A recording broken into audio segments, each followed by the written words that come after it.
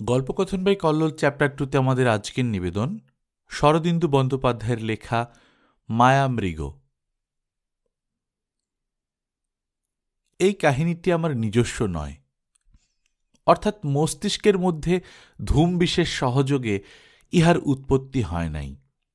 তাই সর্বাগ্রে নিজের সমস্ত দাবি দাওয়া তুলিয়া লওয়া উচিত বিবেচনা করিতেছি। যে হঠাৎ লব্ধ বন্ধুটির মুখে এই কাহিনী শুনিয়াছিলাম, তিনি নিজের চারিধারে এমন একটি দুর্ভেদ্য রহস্যের জাল রচনা করিয়া রাখিয়াছিলেন যে তাহার গল্পকে ছাপাইয়া তাহার নিজের সম্বন্ধেই একটা প্রবল কৌতূহল আমার মনে বহিয়া গিয়াছে। মাত্র 2 বার তাহাকে দেখিয়াছিলাম, তারপর তিনি সহসা অন্তর্হিত হইয়া গেলেন।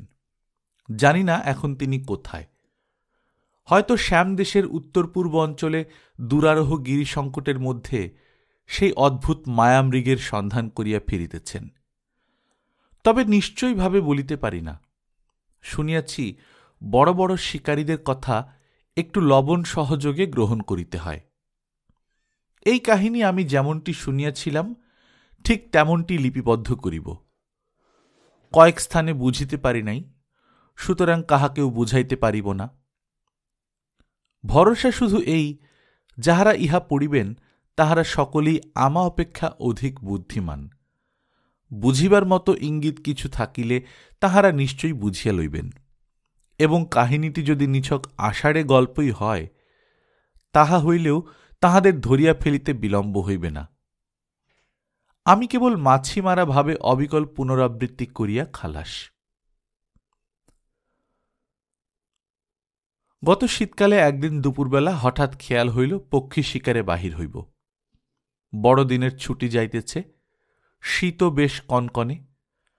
বৎসরের মধ্যে ঠিক এই সময়টাতে কেন জানি না পক্ষী জাতির উপর নিদারুণ জিঘাংসা জাগিয়া ওঠে। সঙ্গী পাইলাম না, একাই বাইসিকেল আরোহণে বাহির হইয়া পড়িলাম। শহরের 4-5 মাইলের মধ্যে একটা প্রকাণ্ড বন আছে। শস্যপুষ্ট নানা জাতীয় পক্ষী এই সময় তাহাতে ভিড় করিয়া থাকে। সারা দুপুরটা জঙ্গলের মধ্যে মন্দ কাটিল না। কয়েকটা পাখিও জোগাড় হইল। কিন্তু অপরাহ্নে বাড়ি ফিরিবার কথা যখন স্মরণ হইল, তখন দেখি অজ্ঞাতেই শিকারের সন্ধানে ঘুরিতে ঘুরিতে অনেক দূর আসিয়া পড়িয়াছি, প্রায় 12 মাইল।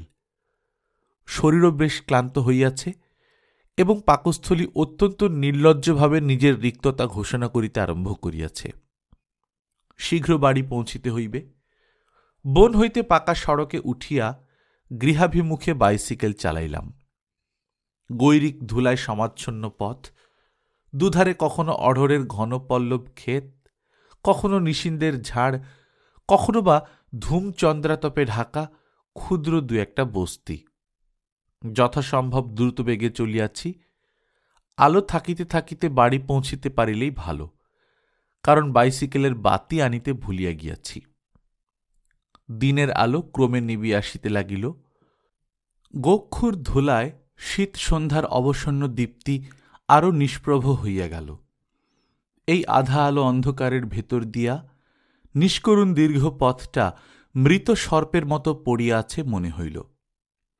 4-5 মাইল অতিক্রম করিবার পর দেখলাম হাত দুটা শীতের হাওয়ায় অসাড় হইয়া আসিতেছে। বাইসাইকেলের হ্যান্ডেল ধরিয়া আছে কিনা টের পাইতেছি না। 2-1 বার ক্ষুদ্র ইটের টুকরায় ঠোকর খাইয়া পুড়ি পুড়ি হইয়াও বাঁচিয়া গেলাম।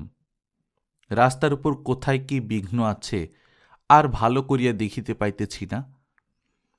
আরও কিছু দূর গিয়া বাইসিকেল হইতে নামিতে হইল। দ্বিচক্রযান আরোহণ আর নিরাপদ নয়। এই স্থানে বাইসিকেল হইতে আছাড় খাইলে অবস্থা আরও সঙ্গীন হইয়া উঠিবে। এইবার সমস্ত চেতনাকে অবসন্ন করিয়া নিজের অবস্থাটা পরিপূর্ণভাবে হৃদয়ঙ্গম হইল। পৌষ মাসের অন্ধকার রাত্রে ক্ষুধার্ত ক্লান্ত দেহ লইয়া গৃহ হইতে 6-7 মাইল দূরে পথের মাঝখানে দাঁড়াইয়া আছি। কোথাও জনপ্রাণী নাই। সঙ্গীর মধ্যে কয়েকটা মৃত পক্ষী, একটা ভারী বন্দুক এবং ততোধিক ভারী অকর্মণ্য দ্বিচক্রযান। এইগুলিকে বহন করিয়া বাড়ি পৌঁছিতে হইবে। পথ পরিচিত বটে, কিন্তু অন্ধকারে দিকভ্রষ্ট হওয়ার সম্ভাবনা কম নয়। নিজের অবস্থার কথা চিন্তা করিয়া নৈরাশ্যে হাত পা যেন শিথিল হইয়া আসিল। তবু দাঁড়াইয়া থাকিলে চলিবে না, দিল্লি দূরস্ত, যেমন করিয়া হোক বাড়ি পৌঁছানো চাই। বাইসিকেল ঠেলিয়া হাঁটিতে আরম্ভ করিলাম। এই দুঃসময়েও কবির বাক্য মনে পড়িয়া গেল, ওরে বিহঙ্গ, ওরে বিহঙ্গ মোর, এখনই অন্ধ বন্ধ করো না পাখা। কবির বিহঙ্গের অবস্থা আমার অপেক্ষাও শোচনীয় হইয়াছিল বলিয়া মনে হইল না। বোধহয় এইভাবে 1 ঘণ্টা চলিলাম। শীতে ক্ষুধায় ক্লান্তিতে শরীর অবশ হইয়া গিয়াছিল। মনটাও সেই সঙ্গে কেমন যেন আচ্ছন্ন ও সারহীন হইয়া পড়িয়াছিল। হঠাৎ সচেতন হইয়া মনে হইল পথ হারাইয়া ফেলিয়াছি, কারণ পায়ের নিচে পাকা রাস্তার কঠিন প্রস্তরময় স্পর্শ আর পাইতেছি না। হয় কাঁচা পথে নামিয়া আসিয়াছি, নয়তো অজ্ঞাতসারেই মাঠের মাঝখানে উপস্থিত হইয়াছি। সভয়ে দাঁড়াইয়া পড়িলাম। রন্ধ্রহীন অন্ধকারে পৃথিবীর সমস্ত দৃশ্য লেপিয়া মুছিয়া একাকার হইয়া আছে। কোনো দিকে দৃষ্টি চলে না। কেবল ঊর্ধ্বে নক্ষত্রগুলা শিকারী জন্তুর নিষ্করুণ চক্ষুর মতো আমার পানে নির্নিমেষ লুব্ধতায় তাকাইয়া আছে। এই নূতন বিপদপাতের ধাক্কাটা সামলাইয়া লইয়া ভাবিলাম, যেদিকে হোক চলিতে যখন হইবেই তখন সামনে চলাই ভালো। পিছু ফিরিলে হয়তো আবার জঙ্গলের দিকেই চলিয়া যাইব। এটা যদি কাঁচা রাস্তাই হয়, তবে ইহার প্রান্তে নিশ্চয়ই লোকালয় আছে। একটা মানুষের সাক্ষাৎ পাইলে আর ভাবনা নাই। লোকালয় ও মানুষের সাক্ষাৎকার যে একেবারে আসন্ন হইয়া পড়িয়াছে, তাহা তখনও বুঝিতে পারি নাই। 2 পা অগ্রসর হইয়াছি, এমন সময় চোখের উপর একটা তীব্র আলোক জ্বলিয়া উঠিল এবং আলোকের পশ্চাৎ হইতে কড়া সুরে প্রশ্ন আসিল, কে, কন হ্যায়? আলোকের অসহ্য রূঢ়তা হইতে অনভ্যস্ত চক্ষুকে বাঁচাইবার জন্য একটা হাত আপনা হইতে মুখের সম্মুখে আসিয়া আড়াল করিয়া দাঁড়াইল। তখন আরো কড়া হুকুম আসিল, হাত নামাও। কে তুমি? হাত নামাইলাম, কিন্তু কি বলিয়া নিজের পরিচয় দিব ভাবিয়া পাইলাম না। 2 বার আমি আমি বলিয়া থামিয়া গেলাম। আলোকধারী আরো কাছে আসিয়া আমাকে আপাদমস্তক নিরীক্ষণ করিল। এতক্ষণে আমার চক্ষুও আলোকে অভ্যস্ত হইয়াছিল। দেখিলাম আলোকটা যত তীব্র মনে করিয়াছিলাম তত তীব্র নয়, একটা সাধারণ বৈদ্যুতিক টর্চ। আলোকধারীকেও আবছায়াভাবে দেখিতে পাইলাম। সে বাঁ হাতে টর্চ ধরিয়াছে এবং ডান হাতে কি একটা জিনিস আমার দিকে নির্দেশ করিয়াছে। আলোকধারী আবার কথা কহিল, এবার সুর বেশ নরম। বলিল, আপনি বাঙালি দেখছি, এ সময় এখানে এলেন কি করে? এই প্রশ্নটা আমার মনেও এতক্ষণ চাপা ছিল, পরিস্ফুট হইতে পায় নাই। আমি বলিলাম, আপনিও তো বাঙালি, এখানে কি করছেন? সে কথা পরে হবে, এখন আপনি কেন এসেছেন সেটা বলুন। আবার সুর একটু কড়া। ক্ষীণস্বরে বলিলাম, কাছেই জঙ্গল আছে, সেখানে শিকার করতে গিয়েছিলাম, ফিরতে রাত হয়ে গেল, পথ হারিয়ে ফেলেছি। আপনার বাড়ি কোথায়? মুঙ্গের, এখান থেকে 4-5 মাইল হবে। নাম কি? নাম বলিলাম। মনে হইল যেন আদালতের কাঠগড়ায় দাঁড়াইয়া উকিলের জেরার উত্তর দিতেছি। কিছুক্ষণ আর কোনো প্রশ্ন হইল না। লক্ষ্য করিলাম প্রশ্নকর্তার উদ্যত ডান হাতখানা পকেটের দিকে অদৃশ্য হইয়া গেল। টর্চের আলো আমার মুখ হইতে নামিয়া মাটির উপর একটি উজ্জ্বল চক্র সৃজন করিল। আপনি নিশ্চয়ই বাড়ি ফিরতে চান? সাগ্রহে বলিলাম, সে আর বলতে, তবে একটা আলো না পেলে। প্রচ্ছন্ন অনুরোধটা অসমাপ্ত রাখিয়া দিলাম। কিছুক্ষণ আর কোনো জবাব নাই। তারপর তিনি হঠাৎ বলিলেন, আসুন আমার সঙ্গে। আমি শিকারী, শিকারীর ব্যথা বুঝি। বোধহয় খুব খিদে পেয়েছে, ক্লান্তও হয়েছেন।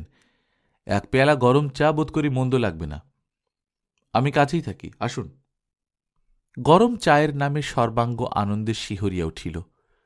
দ্বিরুক্তি না করিয়া বলিলাম, চলুন। 2 জন পাশাপাশি চলিলাম। টর্চের রশ্মি অগ্রবর্তী হইয়া আমাদের পথ দেখাইয়া লইয়া চলিল। বেশি দূর যাইতে হইল না। 20 কদম যাইতে না যাইতেই একটি ভগ্ন জরাজীর্ণ বাড়ির ওপর আলো পড়িল। বাড়ি বলিলাম বটে, কিন্তু বস্তুত সেটা একটা ইট কাঠের স্তূপ। চারিদিকে খসিয়া পড়া ইট ছড়ানো রহিয়াছে। যেটুকু দাঁড়াইয়া আছে তাহাও জঙ্গলে কাঁটা গাছে এমনভাবে আচ্ছন্ন যে সেখানে বাঘ লুকাইয়া থাকিলেও বিস্ময়ের কিছু নাই। একটা তরুণ অশ্বত্থ গাছ সম্মুখের ছাদহীন দালানের ভিত্তি ফাটাইয়া মাথা তুলিয়াছে এবং ভিতরে প্রবেশের পথ ঘন পল্লবে অন্তরাল করিয়া রাখিয়াছে। বাড়িখানা 70-80 বছর আগে হয়তো কোনো স্থানীয় জমিদারের বাসভবন ছিল।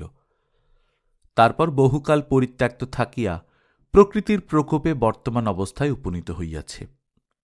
ভিতরে বাসোপযোগী ঘর 2-1খানা এখনো খাড়া থাকিতে পারে, কিন্তু বাহির হইতে তাহা অনুমান করিবার উপায় নাই। বাড়ির সম্মুখে উপস্থিত হইয়া সঙ্গী বলিলেন, বাইসিকেল এখানে রাখুন বলিয়া ভিতরে প্রবেশের উপক্রম করিলেন। আমি আর বিস্ময় চাপা রাখিতে পারিলাম না। বলিলাম, আপনি এই বাড়িতে থাকেন? হ্যাঁ, আসুন। তাহার কণ্ঠস্বর পরিষ্কার বুঝাইয়া দিল যে অযথা কৌতূহল তিনি পছন্দ করেন না। আর প্রশ্ন করিলাম না। দেয়ালের গায়ে বাইসিকেল হেলাইয়া রাখিয়া তাহার অনুগামী হইলাম।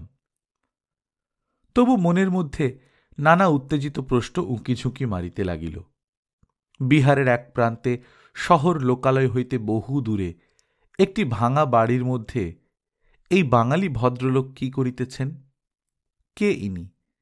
এই অজ্ঞাতবাসের অর্থ কি? নানা প্রকারে ভাবিতে ভাবিতে তাহার সঙ্গে বাড়ির ভেতর প্রবেশ করিলাম। অভ্যন্তরের পথ কিন্তু অতিশয় কুটিল ও বিঘ্ন সংকুল। সদরদ্বারের অশ্বত্থ গাছ উত্তীর্ণ হইয়া দেখিলাম একটা দেয়াল ধসিয়া পড়িয়া সম্মুখে দুর্লঙ্ঘ বাধার সৃষ্টি করিয়াছে। তাহাকে এড়াইয়া আরও কিছু দূর যাইবার পর দেখা গেল একটা প্রকাণ্ড শালের কড়ি বক্রভাবে প্রাচীর হইতে অবতীর্ণ হইয়া মাঝখানে আগড় হইয়া দাঁড়াইয়াছে। পদে পদে কাঁটা গাছ বস্ত্র আকর্ষণ করিয়া ধরিতে লাগিল, যেন আমাদের ভিতরে যাইতে দিবার ইচ্ছা কাহারও নাই। যা হোক, অনেক ঘুরিয়া ফিরিয়া অবশেষে এক দরজার সম্মুখে আসিয়া আমার সঙ্গী দাঁড়াইলেন। দেখিলাম দরজায় তালা লাগানো।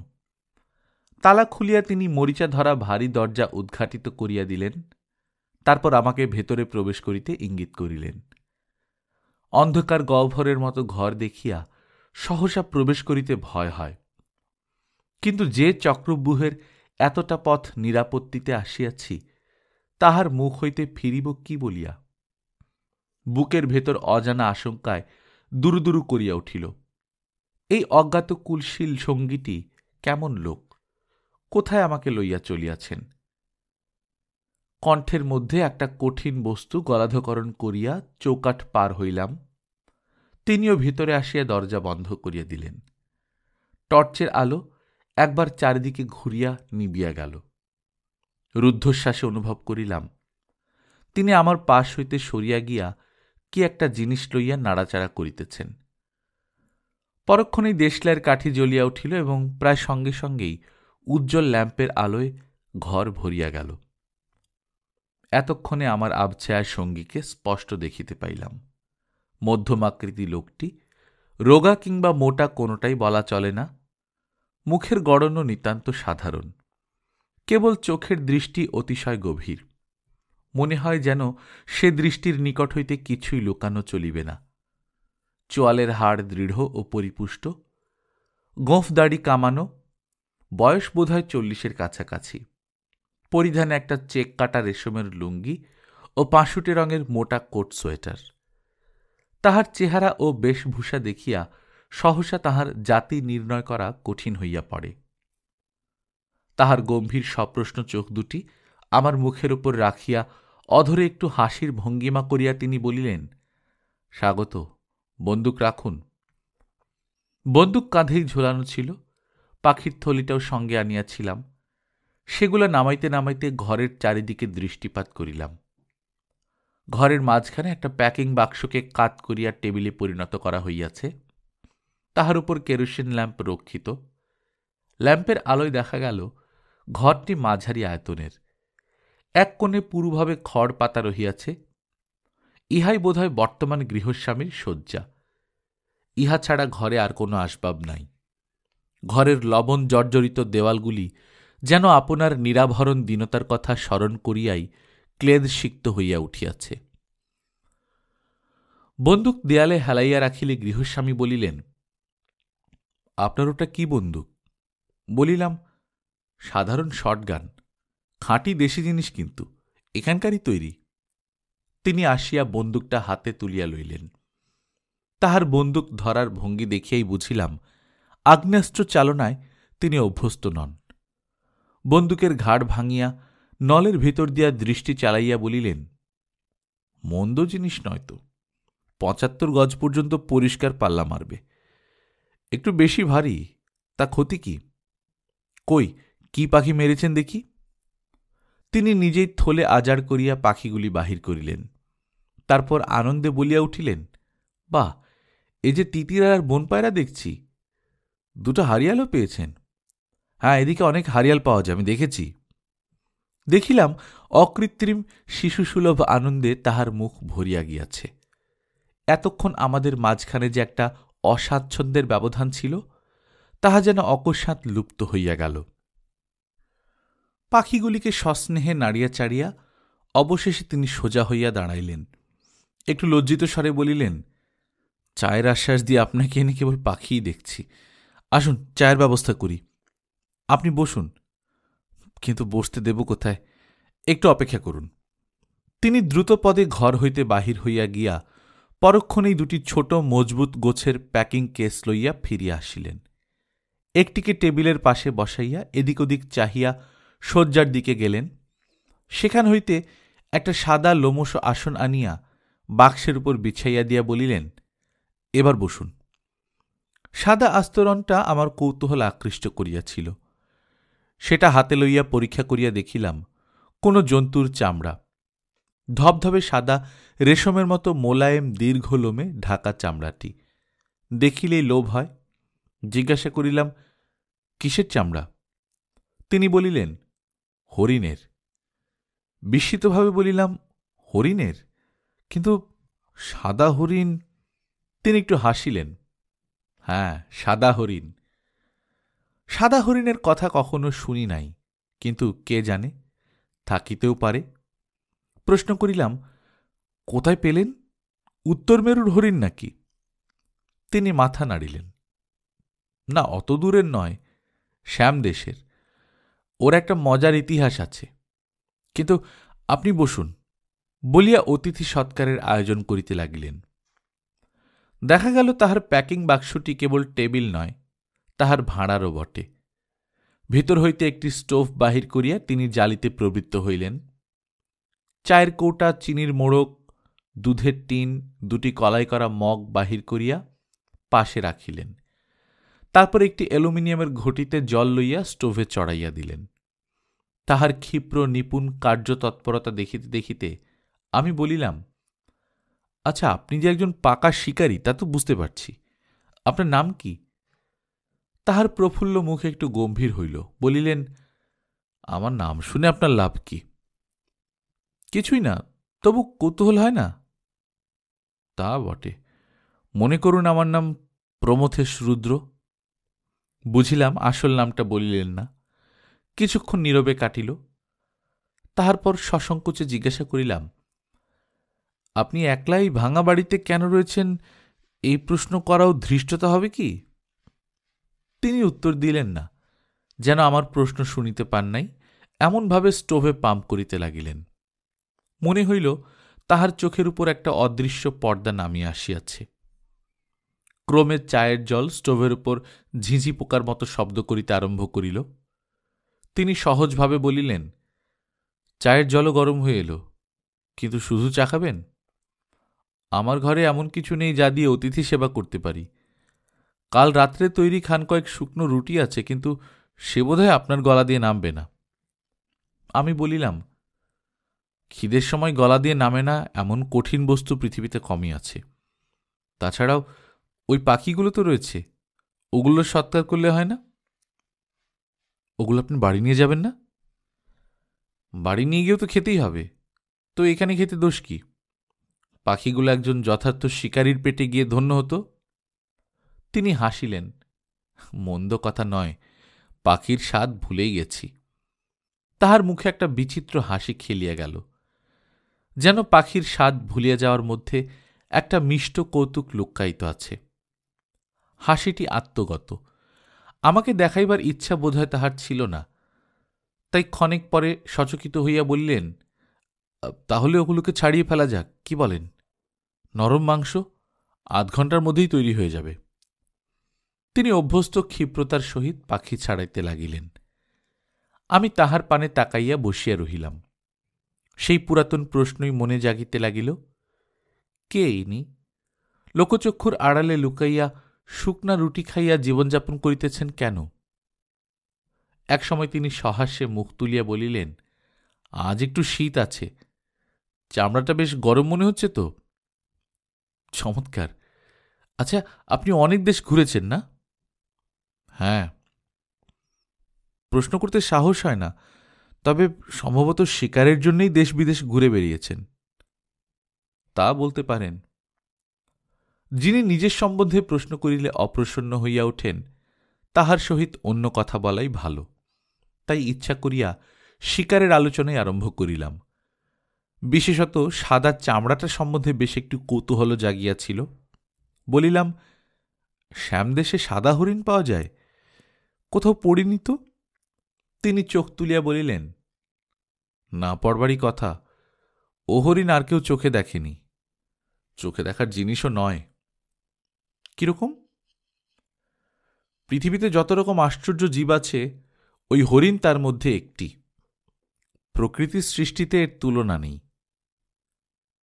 কি ব্যাপার বলুন তো?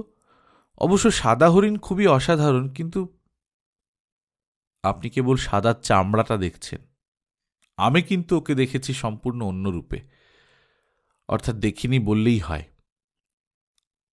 আপনি যে ধাঁধা লাগিয়ে দিলেন, কিছুই বুঝতে পারছি না। তিনি একটু ইতস্তত করিয়া শেষে বলিলেন, অদৃশ্য প্রাণীর কথা কখনো শুনেছেন? অদৃশ্য প্রাণী? সে কি? হ্যাঁ, যাদের চোখে দেখা যায় না, চোখের সামনে যারা মরীচিকার মতো মিলিয়ে যায়। শ্যামদেশের উত্তর পূর্ব অঞ্চলে দুর্ভেদ্য পাহাড়ে ঘেরা এক উপত্যকায় আমি তাদের দেখেছি। বিশ্বাস করছেন না? আমারও মাঝে মাঝে সন্দেহ হয়, তখন ওই চামড়াটা স্পর্শ করে দেখি। বড় কৌতূহল হচ্ছে, সব কথা আমায় বলবেন? তিনি একটু খামখেয়ালি হাসি হাসিলেন, বলিলেন, বেশ, চায়ের জল হয়ে গেছে, মাংসটা চড়িয়ে দিয়ে এই অদ্ভুত গল্প আরম্ভ করা যাবে। সময় কাটাবার পক্ষে মন্দ হবে না। চায়ের পাত্র সম্মুখে লইয়া দুজনে মুখোমুখি বসিলাম। এক চুমুক পান করিতেই মনে হইল শরীরের ভেতর দিয়া অত্যন্ত সুখকর উত্তাপের একটা প্রবাহ বহিয়া গেল। বন্ধু জিজ্ঞাসা করিলেন, কেমন চা? বললাম, চা নয়, নির্জলা অমৃত। এবার গল্প আরম্ভ করুন। তিনি কিছুক্ষণ শূন্যের পানে তাকাইয়া রহিলেন। ক্রমে তাহার চক্ষু স্মৃতির ছায়ায় আবিষ্ট হইল।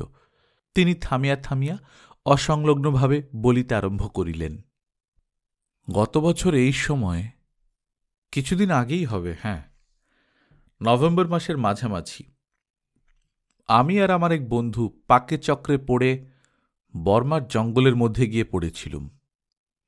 বন্ধুটির নাম জং বাহাদুর, নেপালি ক্ষত্রিয়। আমাদের লটবহরের মধ্যে ছিল 2টি কম্বল আর 2টি রাইফেল। হঠাৎ একদিন মাঝরাত্রে যাত্রা শুরু করতে হয়েছিল, তাই বেশি কিছু সঙ্গে নিতে পারিনি। অফুরন্ত পাহাড় জঙ্গলের মধ্যে পথঘাট সব গুলিয়ে গিয়েছিল। যেখানে মাসান্তে মানুষের মুখ দেখা যায় না এবং শিকারের পশ্চাৎধাবন করা বা শিকারী জন্তুর দ্বারা পশ্চাৎধাবিত হওয়াই পা চালানোর একমাত্র লক্ষ্য, সেখানে স্থানকাল ঠিক রাখা শক্ত। আমরা শুধু পূর্ব দিকটাকে সামনে রেখে আর সব শ্রী ভগবানের হাতে সমর্পণ করে দিয়ে চলেছিলাম। কোথায় গিয়ে এ যাত্রা শেষ হবে তার কোনো ঠিকানা ছিল না। একদিন এক প্রকাণ্ড নদী বেতের ডোঙায় করে পার হয়ে গেলুম। জানতেও পারলুম না যে বর্মাকে পেছনে ফেলে আরেক রাজ্যে ঢুকে পড়েছি। জানতে অবশ্য পেরেছিলুম কয়েকদিন পরে। মেকং নদীর নাম নিশ্চয়ই জানেন। সেই মেকং নদী আমরা পার হলুম এমন এক জায়গায় যেখানে 3টি রাজ্যের সীমানা এসে মিশেছে। পশ্চিমে বর্মা, দক্ষিণে শ্যামদেশ আর পূর্বে ফরাসি শাসিত আনাম। এইসব খবর কিন্তু পার হবার সময় কিছুই জানতুম না। মেকং পার হয়ে আমরা নদীর ধার ঘেঁষে দক্ষিণ মুখে চললুম। এদিকে পাহাড় জঙ্গল, ওরই মধ্যে কম, মাঝে মাঝে 2-1টা গ্রাম আছে। শিকারও প্রচুর, খাদ্যের অভাব নেই। জং বাহাদুর এ দেশের ভাষা কিছু কিছু বোঝে, তাই রাত্রিকালে গ্রামে কোনো গৃহস্থের কুটিরে আশ্রয় নেবার সুবিধা হয়। দুর্জয় শীতে মাথা রাখবার জায়গা পাই। বড় শহর বা বড় গ্রাম আমরা যথাসাধ্য এড়িয়ে যেতুম, তবু একদিন ধরা পড়ে গেলুম। দুপুরবেলা দুজনে একটা পাথুরে গিরি সংকটের পাশ দিয়ে যাচ্ছি। হঠাৎ বাঁ দিক থেকে কর্কশ আওয়াজে চমকে উঠে দেখি একটা লোক পাথরের চাঙড়ের আড়ালে থেকে রাইফেল উঁচিয়ে আমাদের লক্ষ্য করে আছে। দিশি লোক, নাক চ্যাপটা, থ্যাবড়া মুখ, কিন্তু পরিধানে সিপাহীর ইউনিফর্ম, গায়ে খাকি পোশাক, মাথায় জরির কাজ করা গোল টুপি, পায়ে পট্টি আর অ্যামুনিশন বুট। বুঝতে বাকি রইল না যে বিপদে পড়েছি। সিপাহী সেই অবস্থাতেই বাঁশি বাজালে। দেখতে দেখতে আরো 2জন এসে উপস্থিত হল। তখন তারা আমাদের সামনে রেখে মার্চ করিয়ে নিয়ে চলল। কাছেই তাদের ঘাঁটি। সেখানকার অফিসার আমাদের খানা তল্লাশ করলেন, অনেক প্রশ্ন করলেন, যার একটাও বুঝতে পারলুম না। তারপর বন্দুক আর টোটা বাজেয়াপ্ত করে নিয়ে 4জন সিপাহীর জিম্মায় দিয়ে আমাদের রওনা করে দিলেন। মাইল 3 যাবার পর দেখলুম এক শহরে এসে পৌঁছেছি। নদীর ধারেই শহরটি, খুব বড় নয়, কিন্তু ছবির মতো দেখতে। সিপাহীরা নদীর কিনারে একটা বড় বাংলায় আমাদের নিয়ে হাজির করলে। এখানে শহরের সবচেয়ে বড় কর্মচারী থাকেন। যথাসময়ে আমরা তার সামনে গিয়ে দাঁড়ালুম। দেখলুম তিনি একজন ফৌজি অফিসার, জাতিতে ফরাসি, বয়স বছর 45, তীক্ষ্ণ চোখের দৃষ্টি, গায়ের রং বহুকাল গরম দেশে থেকে তামাটে হয়ে গেছে। তিনি ইংরেজি কিছু কিছু বলতে পারেন।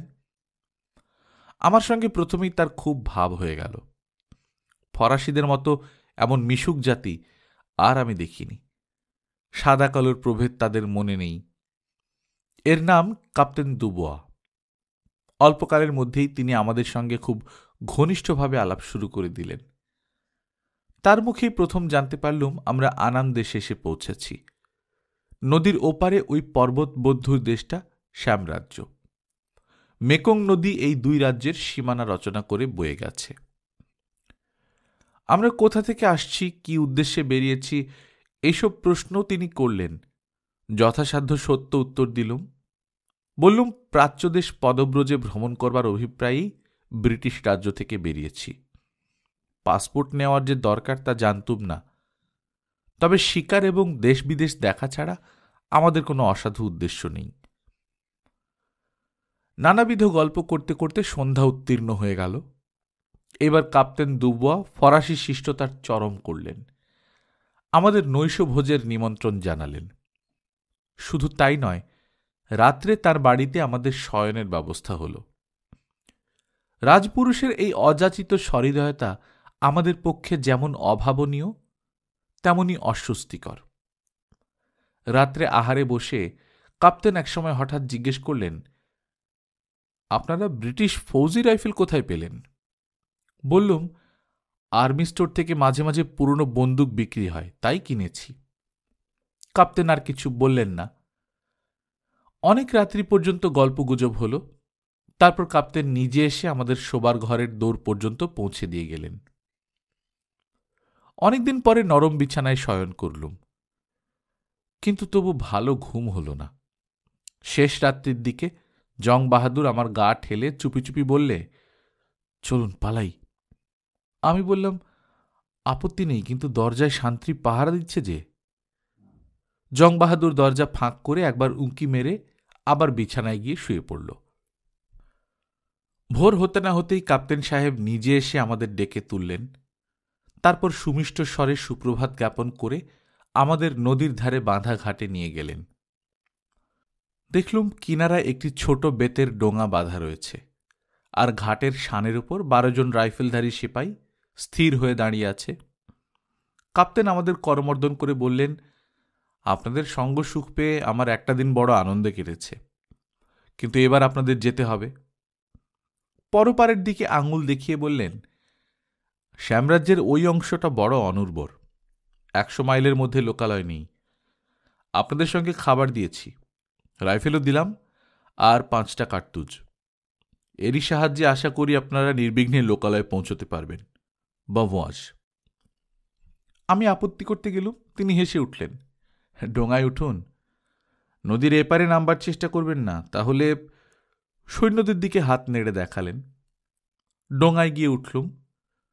12 জন সৈনিক বন্দুক তুলে আমাদের দিকে লক্ষ্য করে রইল। তীর থেকে 20 গজ দূরে ডোঙা যাবার পর আমি জিজ্ঞেস করলুম, আমাদের অপরাধ কি তাও জানতে পারবো না? তিনি ঘাট থেকে ভাঙা ভাঙা ইংরেজিতে বললেন, আনামে ব্রিটিশ গুপ্তচরের স্থান নেই। এই পর্যন্ত বলিয়া প্রমথেশ রুদ্র থামিলেন। তাহার মুখে ধীরে ধীরে একটি অদ্ভুত হাসি ফুটিয়া উঠিল। তিনি বলিলেন, একেই বলে দৈব বিড়ম্বনা। কাপ্তেন দুবুয়া আমাদের হাতে মিলিটারি বন্দুক দেখে ইংরেজের গোয়েন্দা মনে করেছিলেন। আমি বলিলাম, কিন্তু ইংল্যান্ড আর ফ্রান্সে তো এখন বন্ধুত্ব চলছে। একেবারে গলাগলি ভাব, কিন্তু ওরা আজ পর্যন্ত কখনো পরস্পরকে বিশ্বাস করেনি, এবং যতদিন চন্দ্র সূর্য থাকবে ততদিন বিশ্বাস করবে না। ওরা শুধু দুটো আলাদা জাত নয়, মানব সভ্যতায় দুটো সম্পূর্ণ বিপরীত আদর্শের প্রতীক। সে যাক, বলিয়া আবার গল্প আরম্ভ করিলেন।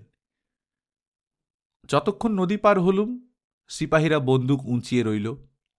বুঝলাম দুটি মাত্র পথ আছে, হয় পরপার নয় পরলোক, তৃতীয় পন্থা নেই। পরপারেই গিয়ে নামলুম। তারপর বন্দুক আর খাবারের হ্যাভার্সে কাঁধে ফেলে শ্যামদেশের লোকালয়ের সন্ধানে রওনা হয়ে পড়া গেল। প্রায় নদীর কিনারা থেকেই পাহাড় আরম্ভ হয়েছে। আনাম রাজ্য এবং মেকং নদী পেছনে রেখে চড়াই উঠতে আরম্ভ করলুম। পাহাড়ের পথ বন্ধুর দুর্লঙ্ঘ হয়ে উঠতে লাগল, কিন্তু আমরা পথশ্রমে অভ্যস্ত হয়ে পড়েছিলাম। এই পার্বত্যভূমি যত শীঘ্র সম্ভব পার হবার জন্যে সজোরে পা চালিয়ে দিলুম। দুপুরবেলা নাগদ এমন এক জায়গায় এসে পৌঁছলুম যেখান থেকে চারিদিকে অগণ্য নীরস পাহাড় ছাড়া আর কিছুই দেখা যায় না। গাছপালা পর্যন্ত নেই, কেবল পাথর আর পাথর।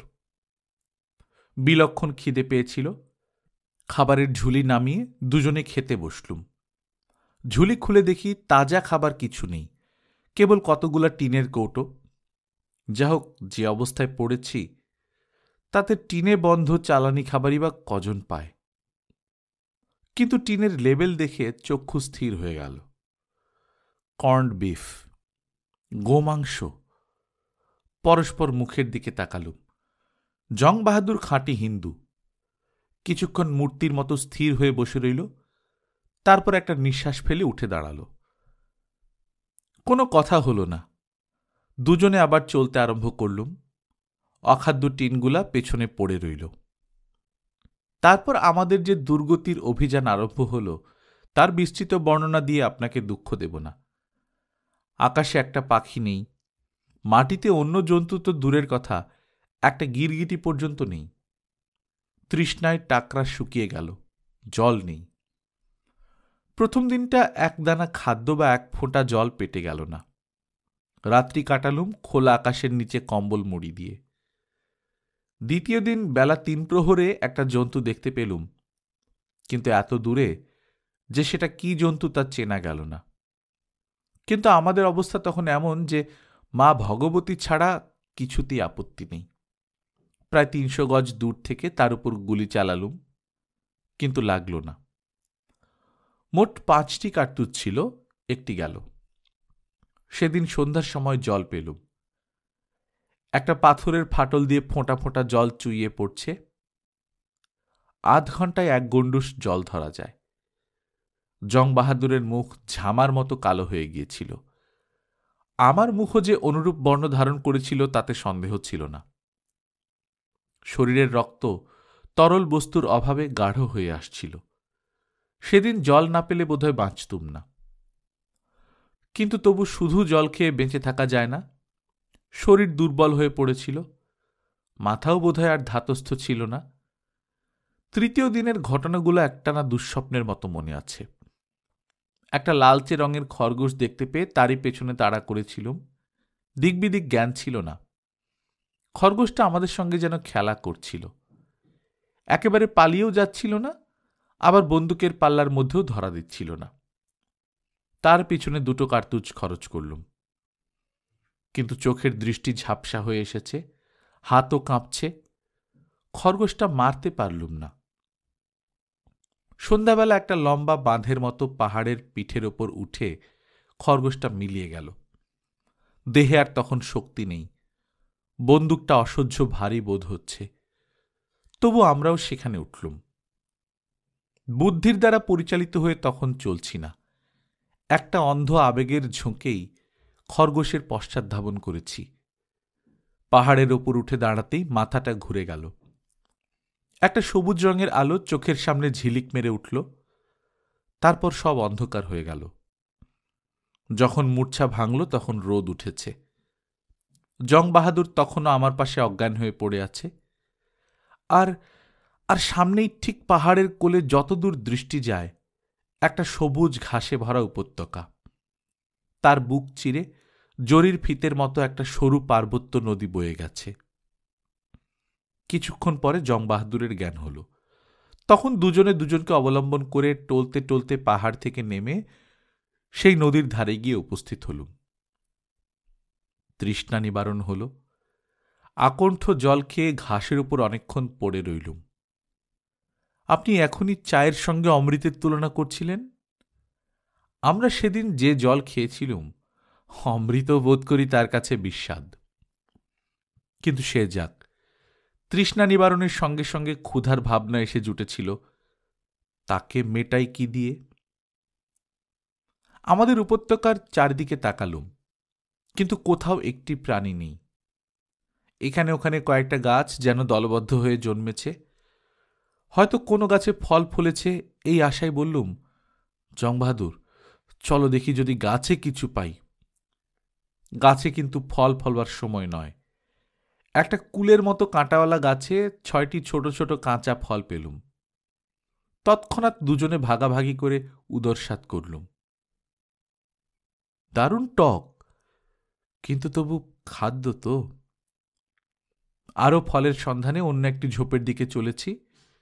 জং বাহাদুর পাশের দিকে আঙুল দেখিয়ে চিৎকার করে উঠল, ওই ওই দেখুন! ঘাড় ফিরিয়ে দেখি আশ্চর্য দৃশ্য। সাদা ধবধবে একপাল হরিণ নির্ভয়ে মন্থর পদে নদীর দিকে চলেছে। সকলের আগে একটা শৃঙ্গধর মদ্দা হরিণ, তার পেছনে গুটি 8-10 হরিণী। আমাদের কাছ থেকে প্রায় 100 গজ দূরে তারা যাচ্ছে। কিন্তু এ দৃশ্য দেখলুম মুহূর্তকালের জন্যে। জং বাহাদুরের চিৎকার বোধহয় তাদের কানে গিয়েছিল। তারা একসঙ্গে ঘাড় ফিরিয়ে আমাদের দিকে চাইলে। তারপর এক অদ্ভুত ব্যাপার হল। হরিণগুলা দেখতে দেখতে আমাদের চোখের সামনে হাওয়ায় মিলিয়ে গেল। হাঁ করে দাঁড়িয়ে রইলুম। তারপর চোখ রোগড়ে আবার দেখলুম, কিচ্ছু নেই। রৌদ্রোজ্জ্বল উপত্যকা একেবারে শূন্য। ভয় হল, এ কি ভৌতিক উপত্যকা, নাকি আমরা এই ক্ষুধার মত্ততায় কাল্পনিক জীবজন্তু দেখতে আরম্ভ করেছি? মরুভূমিতে শুনেছি ক্ষুধা তৃষ্ণায় উন্মাদ পান্থ মৃত্যুর আগে এমনই মায়ামূর্তি দেখে থাকে। তবে কি আমাদেরও মৃত্যু আসন্ন? জং বাহাদুরের দিকে চেয়ে দেখলুম তার চোখ দুটো পাগলের মতো বিস্ফারিত। সে ত্রাস কম্পিত স্বরে বলে উঠল, এ আমরা কোথায় এসেছি? তার ঘাড়ের রোঁয়া খাড়া হয়ে উঠল। দুজনে একসঙ্গে ভয়ে দিশেহারা হলে চলবে না। আমি জং বাহাদুরকে সাহস দিয়ে বোঝাবার চেষ্টা করলুম, কিন্তু বোঝাবো কি? নিজেরই তখন ধাত ছেড়ে আসছে। একটা ঘন ঝোপের মধ্যে গিয়ে বসলুম। খাবার খোঁজবারও উদ্যম আর ছিল না। অবসন্নভাবে নদীর দিকে তাকিয়ে রইলুম। আধ ঘণ্টা এইভাবে কেটে যাবার পর হঠাৎ একটা শব্দ শুনে চমকে উঠলুম। ঠিক মনে হল একপাল হরিণ খুরের শব্দ করে আমাদের পাশ দিয়ে দ্রুত ছুটে গেল। পরক্ষণেই পেছন থেকে ক্ষুধার্ত নেকড়ে বাঘের চিৎকার যেন বাতাসকে চিরে ছিন্ন ভিন্ন করে দিলে। ফিরে দেখি প্রায় 50 গজ দূরে প্রকাণ্ড দুটো ধূসর রঙের নেকড়ে পাশাপাশি দাঁড়িয়ে আছে। কিছুক্ষণ নিশ্চলভাবে দাঁড়িয়ে থেকে তারা আরেকবার চিৎকার করে উঠল। শিকার ফসকে যাওয়ার ব্যর্থ গর্জন। তারপর অনিচ্ছা ভরে বিপরীত মুখে চলে গেল। অনেক দূর পর্যন্ত তাদের দেখতে পেলুম। এবার নূতন রকমের ধোঁকা লাগল। তাই তো, নেকড়ে দুটো তো মিলিয়ে গেল না। তবে তো আমাদের চোখের ভ্রান্তি নয়। অথচ হরিণগুলো এমন কর্পূরের মতন উবে গেল কেন? আর এখনই যে খুঁড়ের আওয়াজ শুনতে পেলুম, সেটাই বা কি? ক্রমে বেলা দুপুর হল। শরীর নেতিয়ে পড়ছে, মাথা ঝিমঝিম করছে। উপত্যকায় পৌঁছনোর প্রথম উত্তেজনা কেটে গিয়ে 3 দিনের অনশন আর ক্লান্তি দেহকে আক্রমণ করেছে। হয়তো এইভাবেই নিস্তেজ হতে হতে ক্রমে তৈলহীন প্রদীপের মতো নিভে যাব। নিভে যেতুমও, যদি না এই সময় একটি পরম বিস্ময়কর ইন্দ্রজাল আমাদের চৈতন্যকে নাড়া দিয়ে জাগিয়ে তুলত। অসাড়ভাবে নদীর দিকেই তাকিয়েছিল। সূর্য পশ্চিম দিকে ঢলে পড়েছিল। এই সময় দেখলুম নদীর কিনারায় যেন অস্পষ্টভাবে কি নড়ছে। গ্রীষ্মের দুপুর তপ্ত বালির চড়ার উপর যেন বাষ্পের ছায়াকুণ্ডলী উঠতে থাকে, অনেকটা সেই রকম। ক্রমে সেগুলো যেন আরো স্থূল আকার ধারণ করল। তারপর ধীরে ধীরে একদল সাদা হরিণ আমাদের চোখের সামনে মূর্তি পরিগ্রহ করে দাঁড়াল। মুগ্ধ অবিশ্বাস ভরে চেয়ে দেখলুম, এও কি সম্ভব? এরা কি সত্যি অশরীরী না শরীরধারী? তাদের দেখে অবিশ্বাস করবার উপায় নেই। সাদা রোমশ গায়ে সূর্যের আলো পিছলে পড়ছে। নিশ্চিন্ত অসংকোচে তারা নদীতে মুখ ডুবিয়ে জল খাচ্ছে, নিজেদের মধ্যে ঠেলাঠেলি করে খেলা করছে। কেউ বা নদীর ধারের কচি ঘাস ছিঁড়ে তৃপ্তি ভরে চিবুচ্ছে।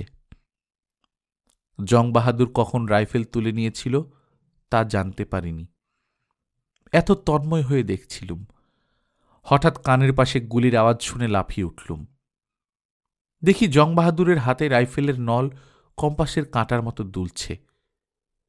সে রাইফেল ফেলে দিয়ে বলল, পারলাম না, ওরা মায়াবী। হরিণের দল তখন আবার অদৃশ্য হয়ে গেছে। এতক্ষণে এই অদ্ভুত হরিণের রহস্য যেন কতকটা বুঝতে পারলুম। ওরা অশরীরী নয়, সাধারণ জীবের মতো ওদেরও দেহ আছে, কিন্তু কোনো কারণে ভয় পেলেই ওরা অদৃশ্য হয়ে যায়। খানিকক্ষণ আগে ওদের নেকড়ে তাড়া করেছিল, তখন ওদেরই অদৃশ্য পদধ্বনি আমরা শুনেছিলুম। প্রকৃতির বিধান বিচিত্র। এই পাহাড়ে ঘেরা ছোট্ট উপত্যকাটিতে ওরা অনাদিকাল থেকে আছে। সঙ্গে সঙ্গে হিংস্র জন্তুরাও আছে। তাদের আক্রমণ থেকে আত্মরক্ষার আর কোনো অস্ত্র ওদের নেই, তাই শত্রু দেখলেই ওরা অদৃশ্য হয়ে যায়। বক্তা আবার থামিলেন। সেই গূঢ়ার্থ হাসি আবার তাহার মুখে খেলিয়া গেল। আমি মোহাচ্ছন্নের মতো শুনিতেছিলাম। অলৌকিক রূপকথাকে বাস্তব আবহাওয়ার মাঝখানে স্থাপন করিলে যেমন শুনিতে হয়, গল্পটা সেইরূপ মনে হইতেছিল। বলিলাম, কিন্তু এ কি সম্ভব? অর্থাৎ বিজ্ঞানের দিক দিয়ে অতিপ্রাকৃত নয় কি? তিনি বলিলেন, দেখুন, বিজ্ঞান এখনো সৃষ্টি সমুদ্রের কিনারায় ঘুরে বেড়াচ্ছে, তীরের উপলখণ্ড কুড়িয়ে ঝুলি ভরছে, সমুদ্রে ডুব দিতে পারেনি। তাছাড়া অপ্রাকৃতই বা বলি কি করে? ক্যামেলিয়ন নামে এক জন্তু আছে, সে নিজের ইচ্ছে মতো নিজের দেহের রং বদলাতে পারে। প্রকৃতি আত্মরক্ষার জন্য তাকে এই ক্ষমতা দিয়েছেন। বেশি দূর যাবার দরকার নেই। আপনি আজ যে হারিয়াল মেরেছেন তাদের কথাই ধরুন না। হারিয়াল একবার গাছে বসলে আর তাদের দেখতে পান কি? বলিলাম, তা পাই না বটে, গাছের পাতার সঙ্গে তাদের গায়ের রং মিশে যায়। তিনি বলিলেন, তবেই দেখুন, সেও তো একরকম অদৃশ্য হয়ে যাওয়া। এই হরিণের অদৃশ্য হওয়া বড়জোর তার থেকে এক ধাপ উঁচুতে। তারপর বলুন। ব্যাপারটা মোটামুটি রকম বুঝে নিয়ে জং বাহাদুরকে বললাম, ভয় নেই জং বাহাদুর, ওরা মায়াবী নয়, বরং আমাদের বেঁচে থাকবার একমাত্র উপায়।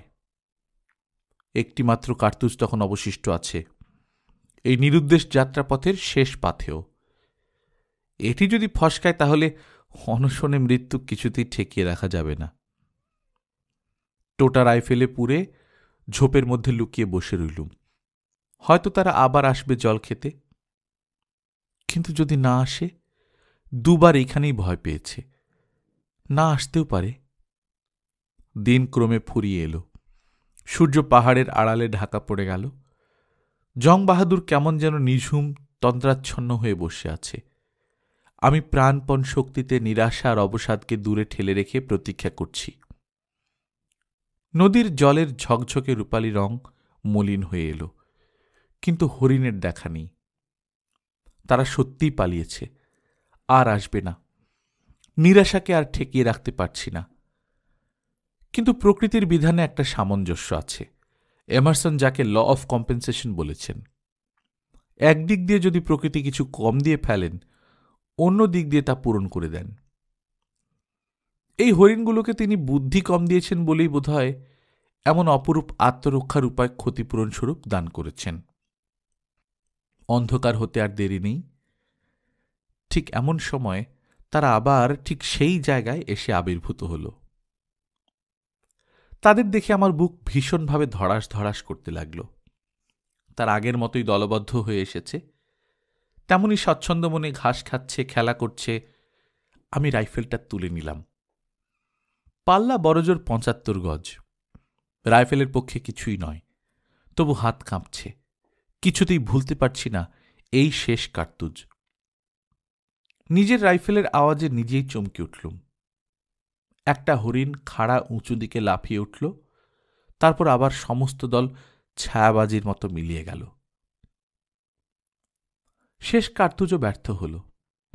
পক্ষাঘাতগ্রস্ত অসাড় মন নিয়ে কিছুক্ষণ বসে রইলুম। তারপর আস্তে আস্তে চেতনা ফিরে এলো। মনে হলো যেখানে হরিণগুলো দাঁড়িয়েছিল সেখানে একগুচ্ছ লম্বা ঘাস আপনা আপনি নড়ছে। কি হল তবে? কি ধুঁকতে ধুঁকতে দুজনে সেখানে গেলুম। বাতাস বইছে না, তবু ঘাসগুলো নড়ছে, যেন কোনো অদৃশ্য শক্তি তাদের নাড়াচ্ছে। ক্রমে ঘাসের আন্দোলন কমে এলো। তারপর ছায়ার মতো আমাদের চোখের সামনে ভেসে উঠল ৪টি হরিণের খুর। মরেছে, মরেছে! জং বাহাদুর ভাঙা গলায় চিৎকার করে উঠল। আমি তখন পাগলের মতো ঘাসের উপর নৃত্য শুরু করে দিয়েছি। একটা নিরীহ ভীরু প্রাণীকে হত্যা করে এমন উৎকট আনন্দ কখনো অনুভব করিনি। ১৫ মিনিটের মধ্যেই মৃত হরিণের দেহটি পরিপূর্ণ দেখা গেল। মৃত্যু এসে তার প্রকৃত রূপ আমাদের চোখের সামনে প্রকট করে দিলে। তারই চামড়ার উপর আপনি আজ বসে আছেন। তাহার গল্প হঠাৎ শেষ হইয়া গেল। আমি বলিলাম, তারপর? তারপর আর কি, শূন্য মাংস খেয়ে প্রাণ বাঁচালুম। ৭ দিন পর সেই উপত্যকার গণ্ডা পার হয়ে লোকালয়ে পৌঁছলাম। তারপর ২ মাস একাদিক্রমে হেঁটে একদিন ব্যাংকক শহরে পদার্পণ করা গেল। সেখান থেকে জং বাহাদুর চীনের জাহাজে চড়ল, আর আমি মাংসটা বোধহয় তৈরি হয়ে গেছে। আহার শেষ করিয়া যখন এই ভাঙা বাড়ি হইতে বাহির হইলাম, তখন রাত্রি ১০টা বাজিয়া গিয়াছে। বন্ধু আমার সঙ্গে চলিলেন, টর্চ জ্বালিলেন না। অন্ধকারে আমার বাইকের একটা হাতল ধরিয়া পথ দেখাইয়া লইয়া চলিলেন। প্রায় ১০ মিনিট নীরবে চলিয়াছি। কোন দিকে চলিয়াছি তাহার ঠিকানা নাই। মনে হইতেছে যে পথে আসিয়াছিলাম সেই পথে ফিরিতেছি না। হঠাৎ বন্ধু বলিলেন, আজ সন্ধ্যাটা আমার বড় ভালো কাটল। বলিলাম, আপনার না আমার? আমার। মাসখানেকের মধ্যে মন খুলে কথা কইবার সুযোগ পাইনি। আরও ১৫ মিনিট নিঃশব্দে পৌঁছিলাম। তারপর তিনি আমার হাতের টর্চটা দিয়া বলিলেন, পাকা রাস্তায় পৌঁছে গেছেন, এখান থেকে সহজেই বাড়ি ফিরতে পারবেন। এবার বিদায়, আর বোধহয় আমাদের দেখা হবে না। আমি বলিলাম, সে কি, আমি আবার আসব। আপনার এই টর্চটা তো অন্তত ফেরত দিতে হবে। আসার দরকার নেই, এলেও আমার আস্তানা খুঁজে পাবেন না। টর্চ আপনার কাছেই থাক, একটা সন্ধ্যার স্মৃতিচিহ্ন স্বরূপ।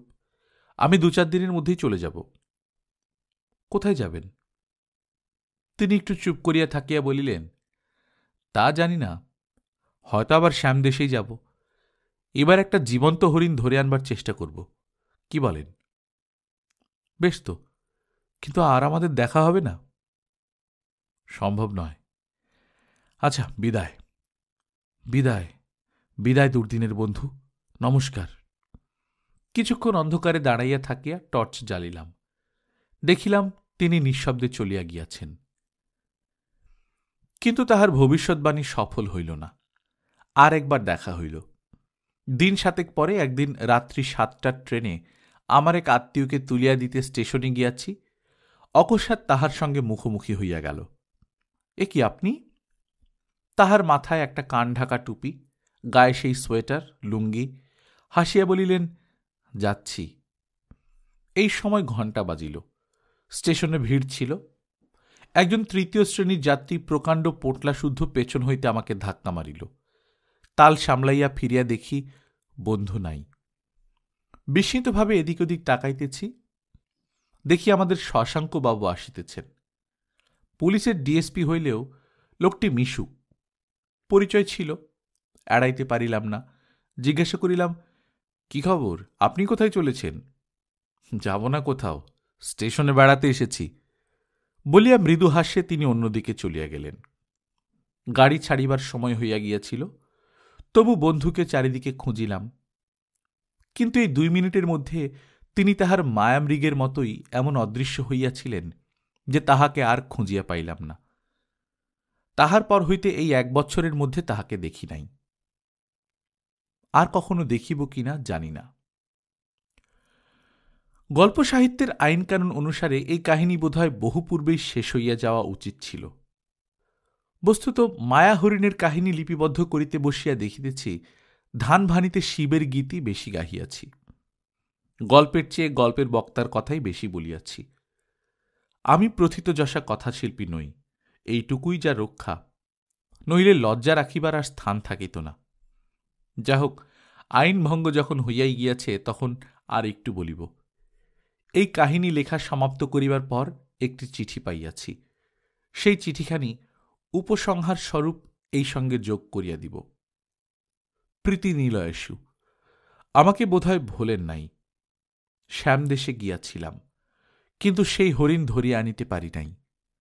বন্দি দশায় উহারা বাঁচে না, না খাইয়া মরিয়া যায়। ইতি শ্রী প্রমথেশ রুদ্র। চিঠিতে তারিখ বা ঠিকানা কিছু নাই।